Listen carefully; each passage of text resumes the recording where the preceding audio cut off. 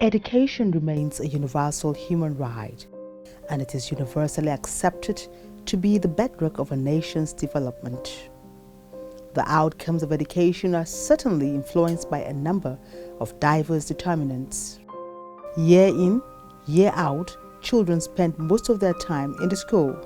So, the school is the second home, and therefore one of the most ideal platforms for character building. Etc. Learning is expected to take place in a comfortable and conducive environment. That should be comfortable and even fun. This is where learners should assimilate and teachers should feel comfortable in imparting knowledge. Education infrastructure such as school classrooms, libraries, playgrounds, public amenities, laboratories, toilet facilities, electricity, potable water, amongst others, remain important factors in determining the quality of learning and graduates churned out. Located in the center of the country within the Federal Capital Territory, it is planned city built mainly in the 1980s based on a master plan by a Japanese architect, Kenzo Tange. It replaced Lagos, the country's most populous city, as the capital on 12 December 1991. The Federal Capital Territory lies in the central part of Nigeria. The territory is located north of the confluence of the Niger and Benue rivers. It is bordered by the states of Niger to the west and northwest, Kaduna to the northeast, Nasarawa to the east and south, and Kuje to the southwest. Abuja, the federal capital and a planned modern city, is located near the center of the territory.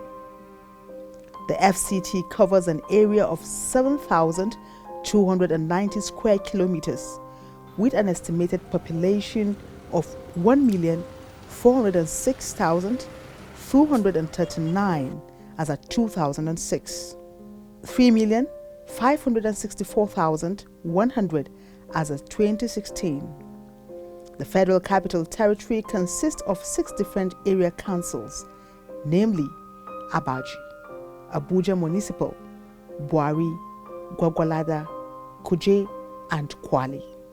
According to the United Nations, Abuja grew by 139.7% between 2000 and 2010, making it the fastest growing city in the world. Upon inception, Nigeria's federal capital was designed to be one of the world's most enviable capitals. Magnificent buildings abound in Abuja. There is the National Mosque with its golden dome glistening in the sun, the bright pink Federal Secretariat Complex, and the Nigerian National Christian Center. Other landmarks include the Central Bank of Nigeria headquarters, NNPC Towers, Abuja International Conference Center African Hall, Eagle Square, the National Assembly Building, Abuja Stadium, among others. The FCT is supposed to be an example of all that it means to live an ideal Nigerian life. But underneath all of these sheen, Nigeria's capital holds within it a dark secret. Once you look away from the pricey and well-manicured grounds of the many glamorous private schools within the city center, most public schools in the Federal Capital Territory are in a deplorable condition. Many are well below acceptable standard, and in fewer cases, standards are non-existent. In this report, AD4 TV Radio examines the deplorable state of infrastructure in basic schools in some parts of Kuje and Buari area councils. Infrastructure is a crucial element of the learning environment in schools. Well-maintained, high-quality infrastructure facilitates better instruction, improves learner outcomes, and reduces dropout rates, among other benefits. Education policymakers are increasingly focusing on creating more access to education and increasing enrollment at the basic education level, both in the Federal Capital Territory and the country as a whole. The Nigerian government, in its reviewed 2022 budget proposal presented to the National Assembly, reveals that out of 16.39 trillion proposed, the sum of 1.29 trillion, amounting to 7.9% of the national budget, was allocated to education. The Federal Capital Territory is listed in addition to the 26 states of the Federation that have failed to access the sum of 33.6 billion earmarked for basic education by the Universal Basic Education Commission due to lack of accountability of how it has utilized its budget for basic education. UBEC blames the state and the Federal Capital Territory for not being enthusiastic in funding basic education. The Commission says the states failed to utilize accessed funds expeditiously. However, realities in most FCT basic schools visited by AD4 TV radio revealed that school learning environment is in their need of urgent rescue. The challenges witnessed by our reporters at some of the schools visited in the Kuje and Buhari area councils of Abuja include the lack of perimeter fencing, insufficient classrooms, broken or insufficient furniture, lack of laboratory equipment and library structures, as well as sanitary facilities. These problems have persisted, and some schools even lack the most basic infrastructure as classrooms. Learning resources in local education agency and junior secondary school, Buzunkure, Kuje Area Council of the Federal Capital Territory, are in a deplorable state due to neglect and poor funding of public schools in the FCT. Here is the experience of the school administrator of LEA Buzunkure, Kuje, Abuja. Right now we have shortage of classrooms. The promise to come on, do the funds. In fact, they promise to do together with that of junior secondary school to be in one FCD authority. You know, they are the one that own the school, despite the local government this thing. So, and even the class, the number of the people who weigh the class, in class, over 40 in a class, and we have 1 to 6. So all these problems, they are aware, and we are expecting them, of course, and even the playing space is not there. And that is as a result of the environment we found ourselves. This environment was carved for in school, primary school, but at the end of the day, senior, junior, primary occupied it. So 3 of these schools lack space. We have library, but not equipped. The experiences of teachers and learners in Buzunkure School is not too different from that of the junior secondary school in Abuja, at 30 Village Pegi, also in Kuje Area Council of the FCT. The junior school principal, who said the school was dependent on support from the Parents Teachers Association for maintenance of 3 blocks of classrooms, told AD4 TV radio that teachers are not spared from the poor learning environment, as most of them use students' lockers to carry out their official responsibilities. He speaks on the learning condition in the school, which has 403 students. Recently, we had a blown-off roof on the other block there.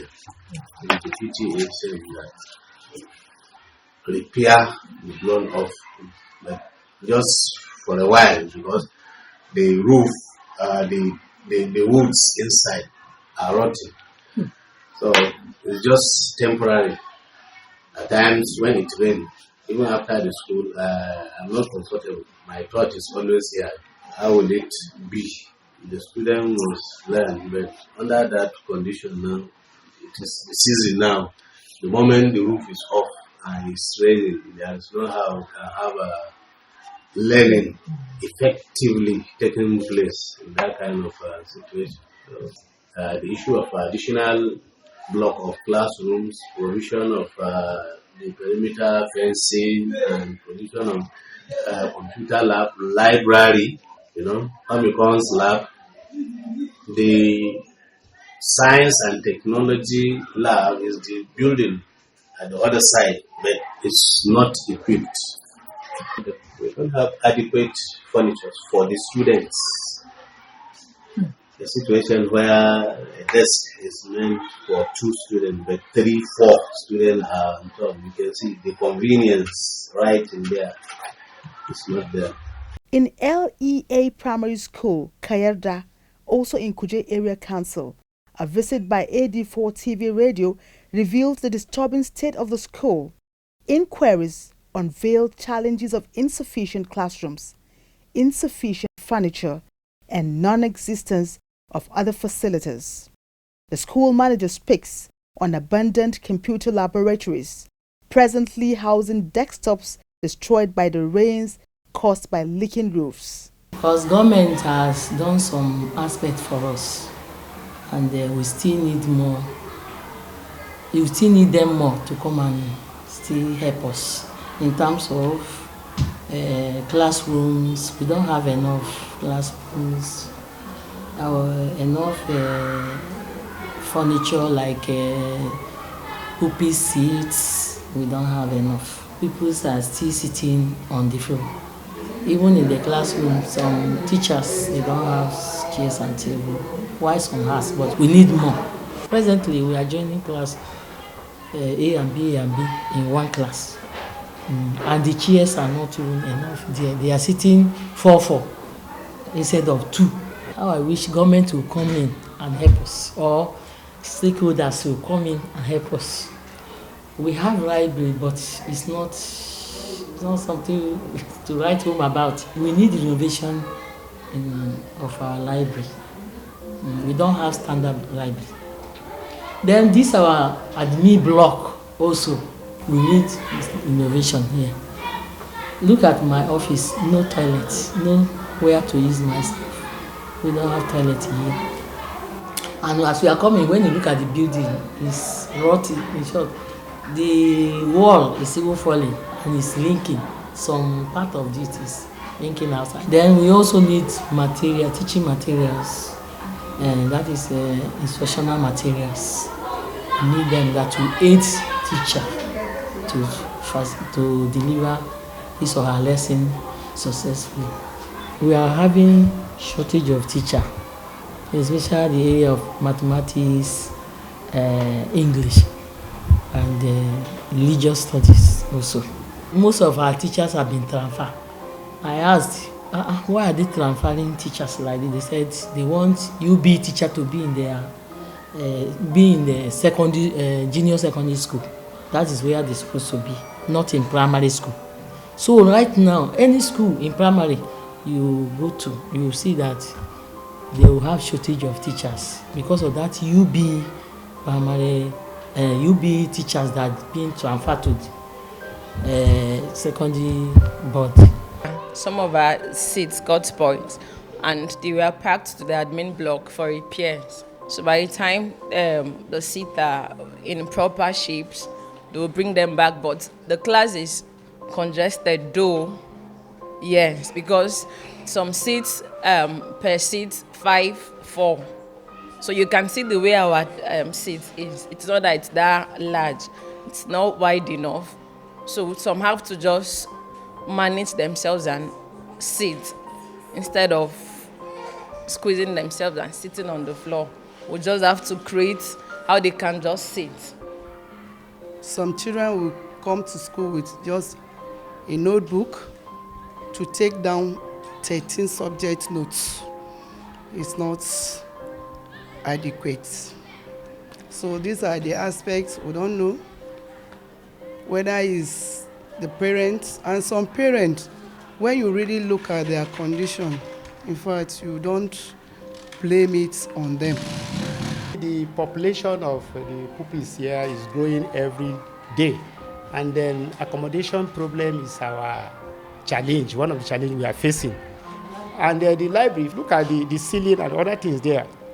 They have been coming to at least supervise it and see that they will come to our aid, but we have not seen them yet. So I'm using this opportunity specifically to appeal to the government to come to our aid. This is an alternative lab for Kayada Primary School. Although it's supposed to be a store, but we are managing the facility for now. As you can see, this facility is supposed to take about 20 pupils, and it's not even enough to carry out practical. And more, we don't have enough facility. The apparatus, there are not many. Even the one they have is outdated one. You can see this is science now, where people learn in concrete, not abstract. So the challenge to have is that we don't have more modern apparatus to meet up the digital challenge. So I'm pleading to the government, either NGO or international organization, to come to our aid so that the future of those children can be bright. I didn't used to play. I normally used to understand my teacher by paying attention to them. Okay, how many are you sitting on your seat? 3. Okay, you are 3 on your seat. Yes. Do you have textbooks, notebooks for each subject that you're being offered? Yes, ma. Is it that the government provided them for you or your mommy bought them? My mommy bought them. I want the government to renovate the school classroom and the toilet and other things, like the roof of the school. Need of more toilet. We pay school fees. Our school fees is 2,250. We buy our materials that we use in class with our money. Students of senior secondary schools may spend anywhere between 7 to 8 hours in a day at school. An average secondary school day lasts from 8 a.m. to 3 or 4 p.m. At Tokpechi Senior Secondary School, however, learners attend school for just 4 hours, which is between 8 a.m. and 12 p.m., while the junior students attend afternoon classes. This situation of alternative schooling was induced by lack of classrooms in Tokpechi Junior and Senior Secondary Schools, where students are deprived of as much as 5 hours of learning daily. Some of the students who spoke to AD4 TV radio anonymously revealing that construction of a new school and new blocks of classrooms for the senior students has been since 2020. The building project, the students said, was halted in late 2020. We don't have enough classes, so we SS3 we come in the morning around 8:30. Let me say 8 o'clock. Then we start lesson, then we close around 12:30. Then while SS2 and SS1 will come around 12:30 to 4:40. Some are enjoying it, but it's not comfortable like that because every other schools are going in the morning, but we are just going in the afternoon. Some. It is the same narrative with LEA filling Dabo in Dede area of the FCT, where the challenge of insufficient classrooms is an obstacle to learning. We need more classroom, and also we need more toilets than water. We don't have electricity. So without electricity, we cannot enjoy the fan. So with electricity, at least we'll be able to have fun. I also create a lab, that is computer lab for these children, where they will learn most of these things on net. There are some books that government normally supply for these people, and they give us according to the number of each class. And there are some that the parent need to buy. They only pay for their school uniform, which is optional. It's optional in a way that we are not allowed to force the parent for us to sew for them. They can sew it on their own. So now I'm okay. I don't need more teachers. As for the training, at least they have been sending them for training. And if you can see, as we are coming in, you saw some of our supervisors that just came to monitor these teachers. Civil Society Action Coalition on Education for All, CSA, CEFA, Policy Advisor Ahanono Odinakachi speaks on the problem of infrastructural shortfall in basic schools in the FCT. This is the FCT where we can use as a model to every other government schools at the state level. But unfortunately, the situation of the FCT, some of the states are even better. I went to one school. The school is so porous to a point that villagers has already encroached in the school. So they are just managing few classrooms, no fence, no facilities at all in the FCT. So you can imagine what is happening at the state level. Lack of infrastructure and dilapidated infrastructures in the school are taking these children out of school, especially the girls.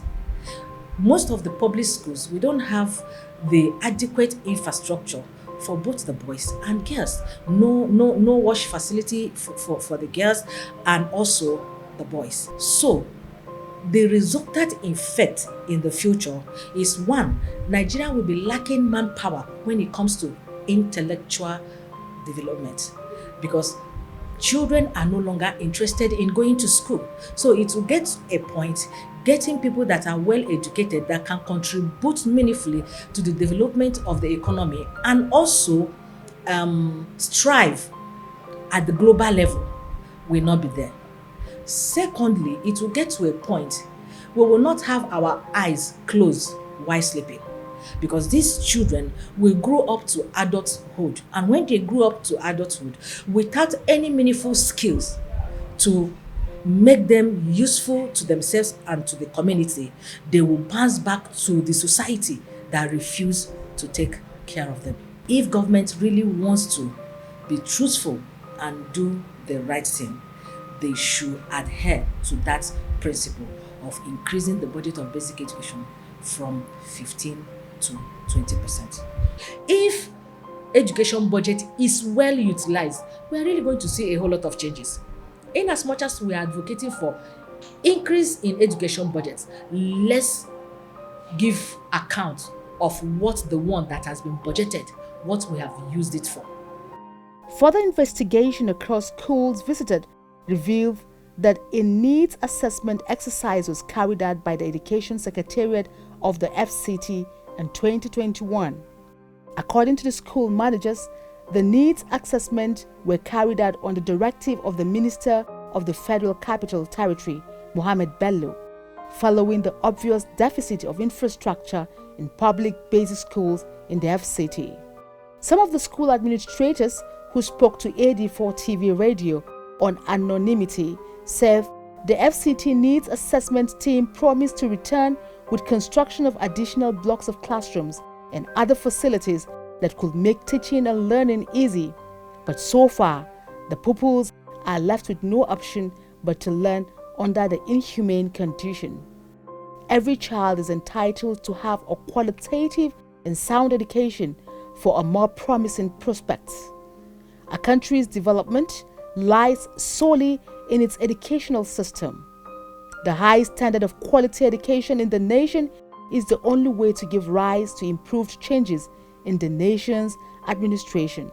In 2009, the Economic and Financial Crimes Commission declared that corruption has weakened the educational sector, leading to low efficiency, wastage, and misappropriation of resources. Low quality service delivery. Corruption in education affects more people than corruption in other sectors, both rural and urban areas. Basically, because schools are breeding grounds for future generations. If the future of Nigeria is to be saved, corruption must be stopped in society at large and in the education sector specifically.